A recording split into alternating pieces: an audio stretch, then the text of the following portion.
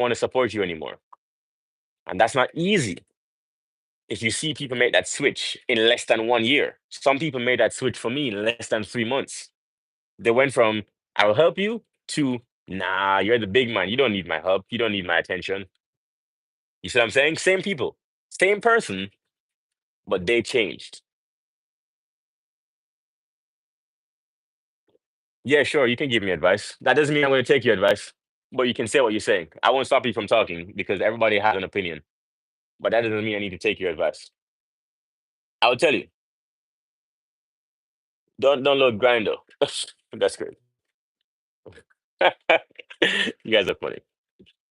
Um, Penguin, I don't know who you are, but let me give you some advice. Um, you when you see someone talking about something that they're good at, the best thing that you can do is ask them questions and be forever a student. I'm someone, if I see, for example, I just came from the gym and there was someone in the gym that was bigger than me. So then what did I do? I'm watching what he's doing. I'm studying. Why? So I was looking at him and he went from set to set. Instead of taking a break for 2 minutes, he was doing like he would do push. So then he would do like bench press and then he'd go and do curls. So he'd do bench press, curls, bench press, curls. So he's working his triceps and his chest and then he works his biceps back and forth instead of taking a break. And I saw him do it and I asked him why. And he said, obviously, it's because of that. The reason I'm telling you that is because instead of talking, your best bet is to stay forever a student. And I'm not small, right? I have a decent body, but I'm still a student. Your best bet is to stay a student. And the less that you talk and the more that you ask questions, the more that you learn and the faster you'll progress in your life. There's so many people who have the life that you want. And if you'd ask them more questions than talking, you get more results. But let me say, will look better. So you have entire chest trim, but have some inner chest, and that will look good to be honest. I love my chest the way it is, but I appreciate you. What was I talking about? So let's get back to the topic at hand. Another thing that happens when you retire early, another thing that happens when you retire early is that now you become the person in your family that people look up to. This may be like a whiplash for some people. Think about this. Before, you would be able to ask your aunt for money, right? Or say, yo, you know, mom or brother, yo, could you help me with this bill? Could you help me with this? Could you help me with that? Yo, I need your help, right? Let me read that comment in a second, right?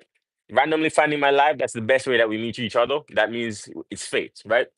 So then just picture this. You used to be able to ask your family members for help. Yo, I'm behind on this.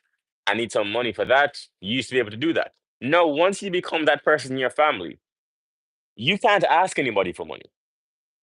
Think about this. You can't ask anybody in your family for money because you're the one that retired early. You're the one with the plan. You say that you retire early. Oh, so then that's good. We don't need to worry about you anymore.